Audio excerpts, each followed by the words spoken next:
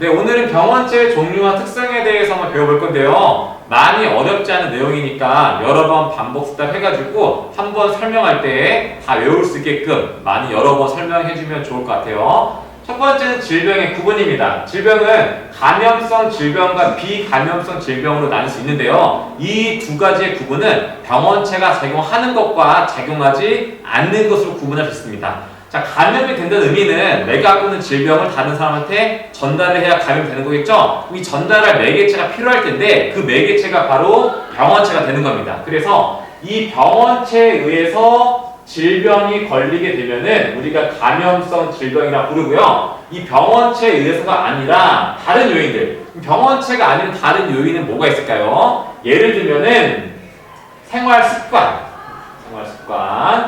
아니면은 환경, 아니면은 물려가는 거죠. 유전.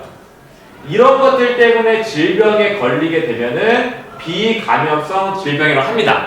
여기서 병원체라는 것은 딱히 어려운 것이 아니라 우리가 이 다음에 배우게 될 세균, 바이러스 이런 것들이 병원체가 되는 거예요. 그래서 우리가 세균이나 바이러스 같은 거에 의해서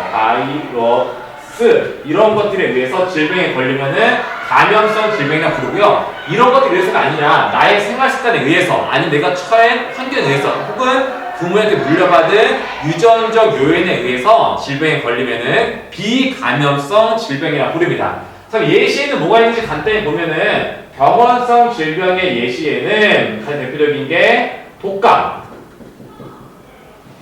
혹은 결핵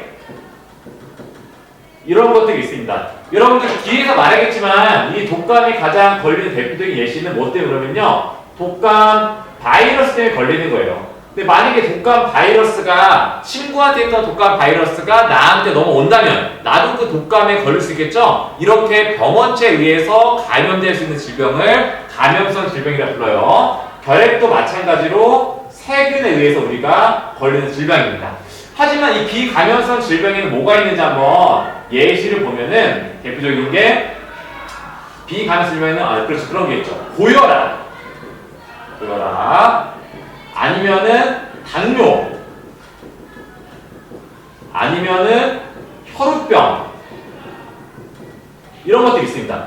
여러분 생각해보세요. 내 친구가 고혈압이에요. 내가 그 친구를 막 만지고 안으면은 나도 고혈압에 걸리나요? 그렇지 않죠. 내가 고혈압에 걸린 이유는 내가 음식을 짜게 먹거나 부모한테 그런 유전자를 물려받았기 때문이에요. 전혀 감염되지 않습니다. 이러한 것들을 우리가 비감염성 질병이라고 구분하게 돼요. 첫 번째 감염성 질병과 비감염성 질병을 구분하는 방법 중요하니까 정확하고 명확하게 설명해 주시고요. 여기서 중요한 것 중 하나는 바로 유전입니다. 우리가 미리 배웠던 유전병들 있죠? 생맹도 그렇고요. 아니면은 남모양 적혈구 빈혈증도 그렇고요. 그런 것들 유전병들은 전부 다 뭐겠어요? 그렇죠. 비감염성 질병에 해당하니까요. 그것도 같이 접목시키면은 좋을 것 같아요. 자, 그럼 우리 감염성 질병을 일으키는 이 병원체에는 어떤 것들이 있는지 이 종류를 한번 보도록 하겠습니다. 첫 번째는 세균과 바이러스예요. 자, 세균의 특성이 뭐가 있냐면요. 세균은 굉장히 단순한 단세포입니다. 또 어떤 특징이 있냐면은 단세포일 뿐만 아니라 세균은 핵이 없어요. 핵이 없으면서도 되게 단순한 단세포 생물입니다. 자, 그럼 여기서 오해하시면 안 되는 것 중 하나는 핵이 없다는 거는 이 유전물질을 감싸주는 핵막이 존재하지 않는다는 거지 그 안에 있는 유전물질까지 없다는 소리는 당연히 아니에요. 유전물질이 없다면 생명체라 부를 수가 없겠죠? 그래서 핵이 없다는 의미이지 유전물질, DNA나 RNA 같은 유전물질은 존재한다는 거 잊지 말고 잘 말해 주시고요. 바이러스 같은 경우는 옛날에 배웠는데 기억이 안 날 거예요. 바이러스는 생물과 무생물의 중간에 해당하는 녀석이었죠. 그래서 생물적 특성도 있고 무생물적 특성도 있었는데 바이러스는 애초에 세균보다 더 단순한 애초에 세포라고 부르기조차 할 수 없는 세포의 기본적인 구조도 갖추지 못한 녀석입니다.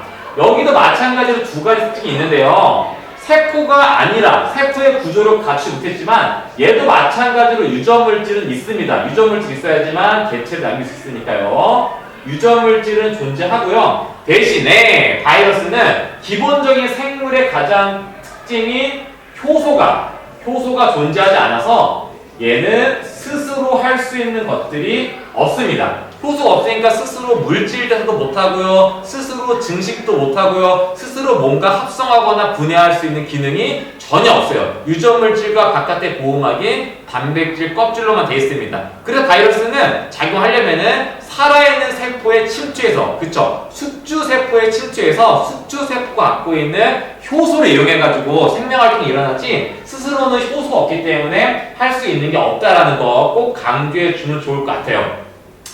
자, 세균과 바이러스에 걸렸다고 그냥 당하고만 있을 수는 없겠죠? 자, 이걸 치료하는 치료제들을 많이 개발하고 있는데요. 세균을 치료하는 치료제 우리가 많이 들었을 거예요. 항생제라 부르고요. 항생제. 바이러스를 치료하는 치료제를 우리가 항바이러스제라 부릅니다. 자, 세균 치료하는 치료제는 항생제라 부르고 바이러스 치료하는 치료제는 항바이러스제라 불러요. 자, 공통된 특징이 하나 있어요. 뭐냐면요, 항생제도 그렇고 항바이러스제도 그렇고 이걸로 남용하게 되면은 이 항생제와 항바이러스제를 우리가 너무나 남용하게 되면은 이 항생제와 항바이러스제에 면역이 생기는 새로운 종류의 세균과 바이러스가 또 나오거든요. 그래서 이거를 남용하게 되면은 이거의 면역을 갖고 있는 새로운 병원체가 출현할 수 있습니다. 이거를 쉽게 말하면은 내성이 생긴다 그러죠. 그래서 더 이상 우리가 쓰고 있는 항생제와 항바이러스제가 작용하지 않기 때문에 더 강력한 항생제, 더 강력한 바이러스제를 만들어야 돼요. 그러다 보면 우리 몸에도 당연히 좋지가 않겠죠? 그래서 항생제나 항바이러스제나 남용하는 것은 문제라고 합니다. 이 내성이 생긴 새로운 병원체가 나올 수 있으니까요. 뿐만 아니라 바이러스는 좀 더 문제가 뭐냐면은 이 바이러스 같은 경우는 추가적인 문제가 돌연변이가 굉장히 많이 발생해요. 돌연변이가 굉장히 많이 발생하다 보니까 이 각각의 변하는 바이러스마다 맞춤별로 항바이러스제를 만들기가 조금 어렵다 그래요. 그래서 돌연변이가 너무 많이 발생하니까 개발에 어려움이 많이 존재한다고 합니다. 세균보다 조금 더. 자, 많은 예시 볼게요. 자, 세균이 발생하는 질병의 예시로는 뭐가 있냐면요, 아까 말했던 결핵 같은 것도 있고요. 여기 많이 적혀 있네요. 식중독, 그 다음에 결핵, 그리고 뭐 파상풍, 탄저병 같은 것도 있으니까요. 한번 말해도 좋을 것 같아요. 자, 바이러스의 가장 대표적인 거는 위에 서 있던 독감, 감기. 독감과 감기는 바이러스의 종류가 다른 거예요. 독한 감기가 독감이 아니라요, 독감 바이러스와 감기 바이러스는 완전 종류가 다른 거라서 그 바이러스 종류에 따라서 독감과 감기로 구분합니다. 또 가장 유명한 바이러스에 의한 질병은 에이즈죠, 에이즈. 에이즈의 원래 풀네임이 뭐냐면은 후천성 면역 결핍증이에요. 후천성 면역 결핍증. 영어로 줄이면은 에이즈라고 부릅니다. 이 후천성 면역 결핍증 에이즈는 말 그대로 후천적으로 우리의 면역을 파괴시키는 질병이다라는 뜻인데 아마 다음 모둠이 설명해 줄 거니까 그때 자세히 듣고요. 일단은 이런 것들은 전부 다 바이러스 때문에 걸리는 질병이다 라고 보시면 될 것 같아요. 자, 그 다음에 병원체를 볼게요. 하나는 원생동물, 하나는 곰팡이인데요. 원생동물의 가장 큰 특징은 뭐냐면은 원생동물은 이 세균보다 좀 낫습니다. 그래서 원생동물은 그나마 핵이 있어요. 핵만 있다는 뜻이죠. 핵이 있고 대신에 얘도 단순한 녀석이라 단세포입니다. 단세포이고요. 예시로는 뭐가 있냐면은 말라리아, 수면병 이런 것들이 있네요. 말라리아 그리고 수면병 이런 게 있습니다. 자, 한 가지만 강조해서 얘기할게요. 뭐냐면요, 이 말라리아인데요. 말라리아는 우리가 흔히 알기로는 뭘 알고 있죠? 그렇죠. 모기가 나한테 감염시킨 걸 알고 있죠? 모기가 말라리아 원생생물 그 병원체를 들고 있다가 나한테 피를 빨 때 피만 빨아가면 상관없는데 이 말라리아 녀석이 이 원생동물, 말라리아 일으키는 이 원생동물 병원체를 내 몸에 넣어주고 가는 거예요. 그냥 피만 빨아갈 것이지. 그래서 이 말라리아 특히 모기 같은 매개동물에 의해서 발병되는 경우가 굉장히 많습니다. 말 그대로 이 병원체를 내게 전달해주는 동물이 있는 거예요. 여기서 모기가 되겠죠. 모기가 말라리아 원생동물 병원체를 집어넣고 가는 경우입니다.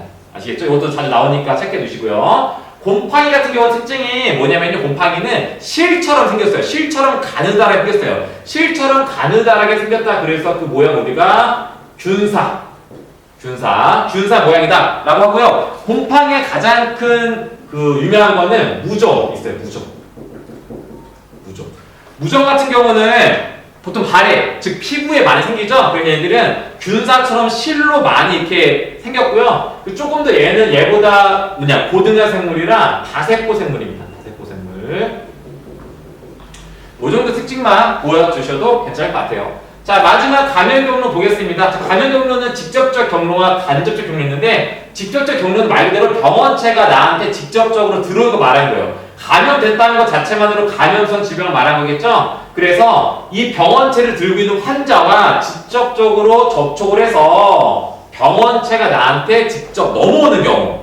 예를 들어서 내 친구가 감기 걸렸는데 이 친구 접촉하다가 이 친구 몸에 있는 감기 바이러스가 나한테 직접 넘어오는 경우를 말합니다. 아시겠죠? 간접적 경로는 병원체가 이렇게 걸린 환자에 의해서 직접 넘어오는 건 아니지만, 그런 건 아니지만, 아까 말했던 감염된 음식, 혹은 방금 말했던 매개동물, 아까 매개동물의 가장 대표적인 예시가 뭐라고 그랬죠? 모기라 그랬죠? 이 모기가 뭐를 옮긴다고요? 그렇죠. 말라리아 같은 질병들을 이런 매개동물에 의해서 옮기는 경우, 이런 경우 우리가 간접적이라고 부릅니다. 직접 환자 걸 얻은 게 아니라 누군가를 통해서, 한 번 통해서 나한테 넘어오게 된 거니까요. 자, 이렇게 구분할 수 있는데요.